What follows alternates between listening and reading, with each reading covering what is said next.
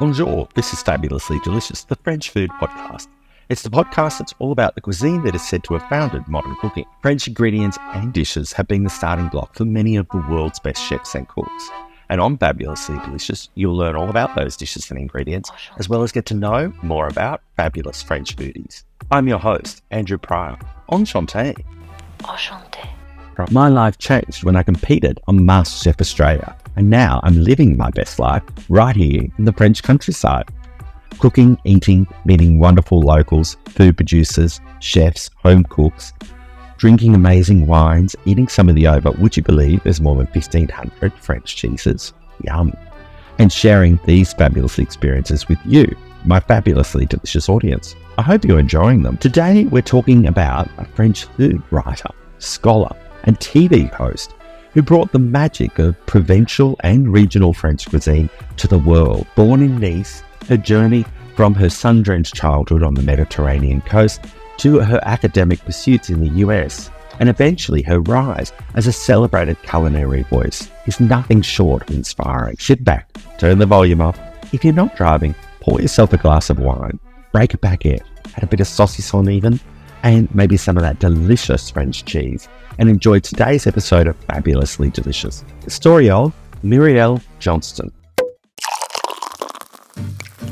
Mireille Johnston, born Mireille Bocuse, came into the world on Friday, October the 4th in 1935, in the vibrant city of Nice, located in the picturesque south of France. Nestled along the glittering Mediterranean coast, Nice provided the perfect backdrop for what would become a life infused with food, culture, and a deep love for her homeland, France. Her father, Jean-Philippe, was a man of many talents.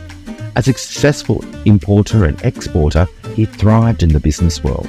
But during the chaos of World War II, he transformed into something far greater, a member of the French resistance.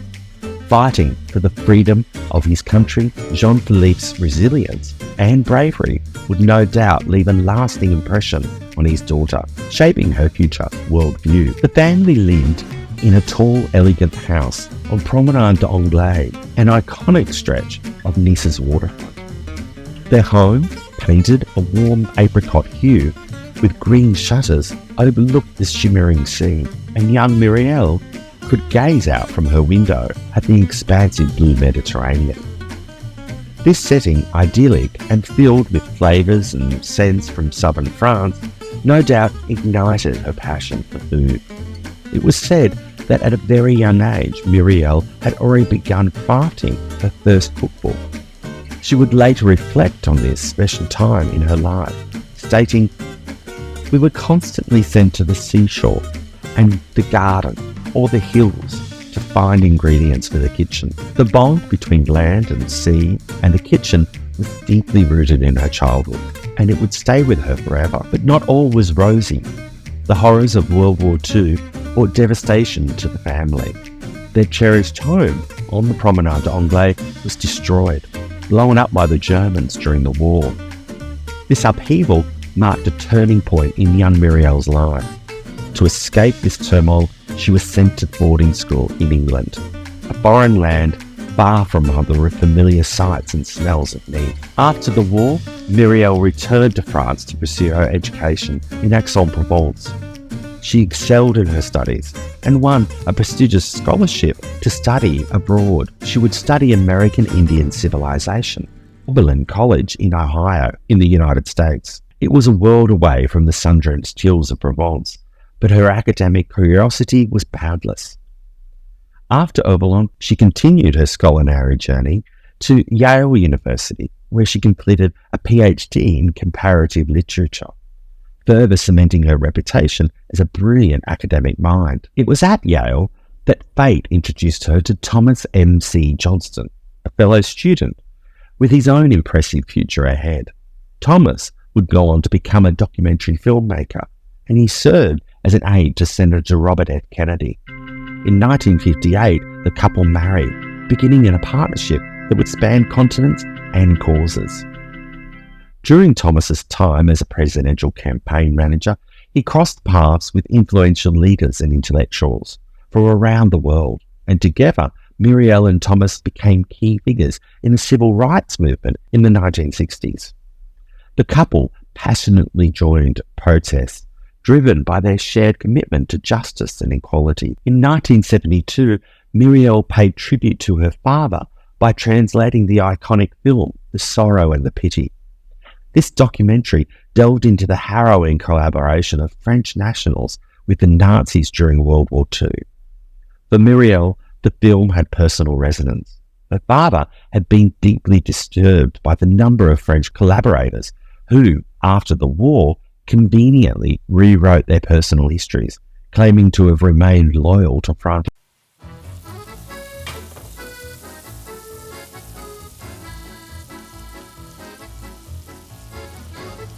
Are you signed up for the fabulously delicious Substack newsletter? Well, if you're not, you're missing out on some more fabulous content about French food and life in France, as well as great offers exclusive to the Andrew Pryor Fabulously community on Substack. So sign up now via the link in the show notes for this episode, or visit andrewpryorfabulously.com. Fabulously Delicious is part of the Evergreen Podcast Network, and you can check out evergreenpodcast.com for more fabulous podcasts covering history, news, and pop culture, as well as more podcasts that fellow Francophiles like yourselves might love.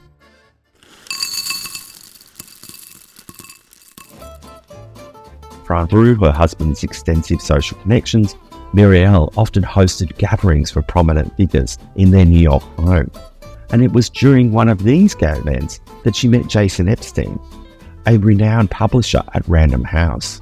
Impressed by her culinary skills and her poise as a hostess, Epstein encouraged Mireille to channel the love of food into writing. This moment marked the beginning of an illustrious career as a food writer. Mireille's first cookbook, The Cuisine of the Sun, Classical Dishes from Nice and France, was published in 1976, focusing on the culinary treasures of Provence. She returned to her roots, showcasing the vibrant flavours and fresh ingredients she had once gathered as a childhood by the seashore. This book was the start of a celebrated career that would see Mireille introduce the joys of French cooking to an international audience. After spending over 2 decades in the United States, in 1977, Mireille returned to her beloved France. Alongside her passion for food, she carried with her the strong sense of social justice she had inherited from her father. Back in France, she became an active member of the Socialist Party and took part in protests against Jean-Marie Le Pen and the National Front, continuing her fight for equality and justice. Her second book, The Cuisine of the Rose, was published in 1982, this time focusing on the Burgundy region, another jewel of French culinary tradition. This was followed by The French Family Feast in 1988, which further cemented her reputation as an authority on French cuisine. In the early 1990s, Mireille's fame reached new heights when she hosted BBC television series A Cook's Tour of France. Filmed in 1992, the show explored the culinary traditions of various regions across France. Each of the 12 episodes focused on a specific region, and rather than simply demonstrating recipes, Mireille invited local people to share their knowledge and stories. These interviews, conducted in French and translated into English, allowed her to engage in relaxed, authentic conversations with some of the greatest chefs of all time, including Paul Bocuse, André Duguin, Joël Robuchon, and Lulu Perrault. Her ability to speak in her native tongue added a warmth and intimacy to these interactions, making her show a hit with audiences worldwide. Mireille wrote about many dishes in her books, with recipes included. She wrote about the tarte tartare and said, "There seems to be a great mystique surrounding the tarte tartare, but it really isn't difficult to do. After all, the original tartare was allegedly an accident." Credit for this version, the ever-reliable Mireille Johnston. The best implement to cook it is in a heavy frying pan, preferably a non-stick one that will go in the oven. But if you don't have a suitable one, you can cook the apples in a frying pan, then tip them into a cake tin and cover with pastry. Her recipe for tarte tartare for the pastry: 150 grams of flour, 1.5 tablespoons of caster sugar, a half a teaspoon of salt, 75 grams of cold butter, 2 tablespoons of vegetable oil, and 3 to 4 tablespoons of cold water. And for the filling, 1.5 kilos of firm apples. She uses Granny Smith's. 75 grams of butter, 175 grams of sugar, and the juice and grated zest of 2 lemons. Start by making the pastry in the usual way and chill in the fridge until it's ready to use. It will seem quite soft, but don't worry about this. Preheat your oven to 220 degrees Celsius or a gas 7. Peel, core, and quarter the apples.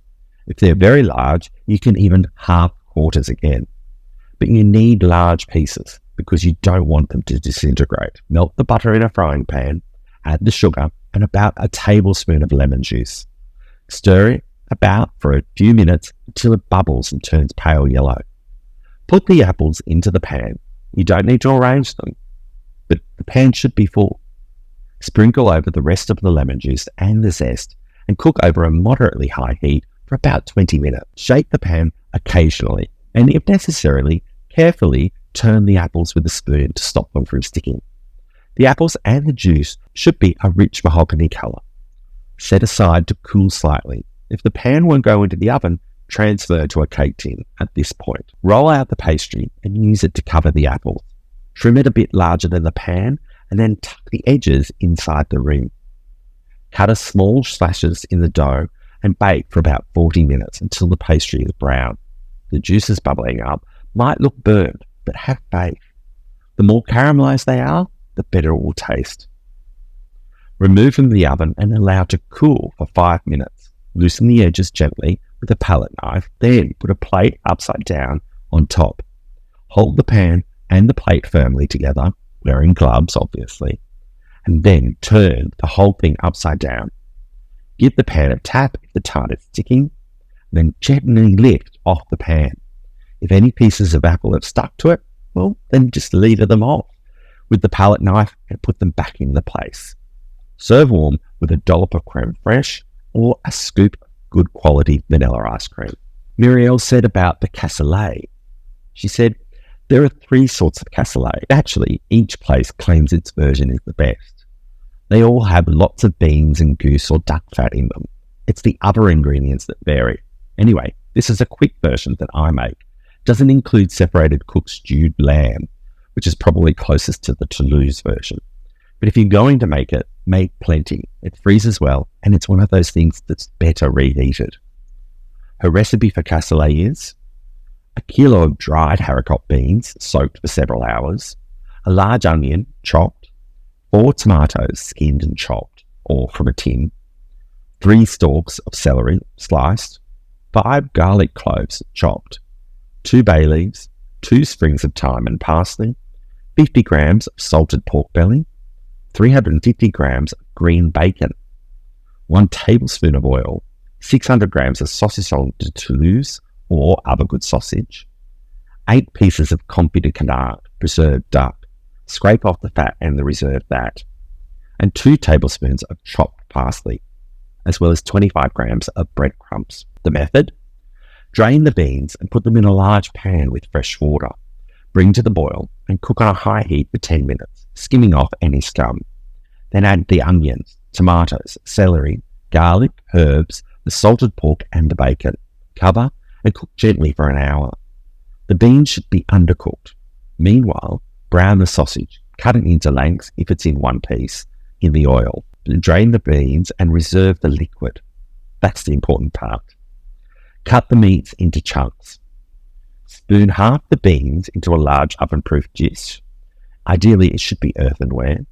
And add the meats, sausages, the duck, and the rest of the beans.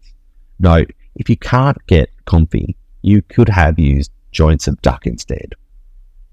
Pour in the bean liquid to cover and add extra stock or water if necessary. Sprinkle with parsley and breadcrumbs. If you use the confit, it should have come with a coating of fat. Melt this and drizzle it over the top. Bake in a hot oven for an hour and a half, breaking the crust on top into the stew every half an hour or so. If it seems to be getting too dry, then add a little bit more liquid. You won't be able to eat anything else with it except bread. To drink, how about a nice bottle of Corabelles? Sadly, on October the 5th, 2000, one day after celebrating her 65th birthday, Mireille Johnston passed away in her home in Paris. She was survived by her husband, Thomas, and their two daughters, Margaret Brooke and Elizabeth.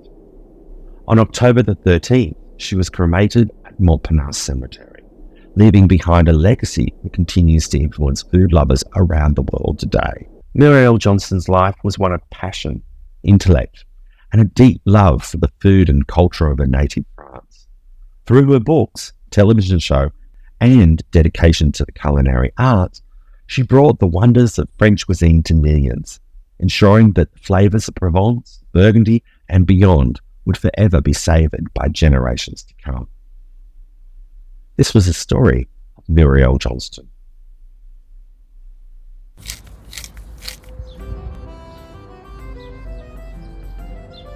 Would you love to come cook with me here in Montmorency? Well, you can. From May until October, I offer fabulous Vienne residencies. Each residency offers accommodation, a welcome apéro, and all-day cooking class here with me, and so much more. You can stay as long as you like if you want. We can just add a range of extras for you to make this stay a perfect French countryside cooking experience. So come join me and check out Andrew Pryor Fabulously for more details about my Vienne residencies. Looking for a food guide to Paris? Well, my food guide to Paris will be perfect for you. Paris, a fabulous food guide to the world's most delicious city, is filled with recommendations for boulangeries, cafes, chocolate shops, fromageries, markets, patisseries, restaurants, wine bars, food streets, gourmet and kitchen supply stores, and so much more. You can get a copy on my website, Andrew Pryor Fabulously, where you can even get a signed and gift package version. But you can also get the book on Amazon, and there's a Kindle version. I hope you enjoy it. Remember, Paris, a fabulous food guide to the world's most delicious city. If you've enjoyed this episode of Fabulously Delicious, the French Food Podcast, the Story of series, then make sure you check out other previous fabulous episodes where we've talked about other French chefs that have made history in one way or another in French food. We've discovered the father of French cooking, some would say, Marie-Antoine Canette, Auguste Escoffier, who set up the working processes in today's commercial kitchens, Eugénie Brazier, who some would say is the mother of French cooking, as well as at least one of the most fabulous and important Berlinaise, and another fabulous French woman who founded the acclaimed Le Cordon Bleu cooking school, Elizabeth Brassard. To learn more about these fabulous French chefs and cooks and their stories, please check out the Fabulously Delicious The French Food Podcast and search The Story Of. Thank you for listening, and remember, you know what my motto is. Whatever you do it fabulously. Merci beaucoup, and bon app.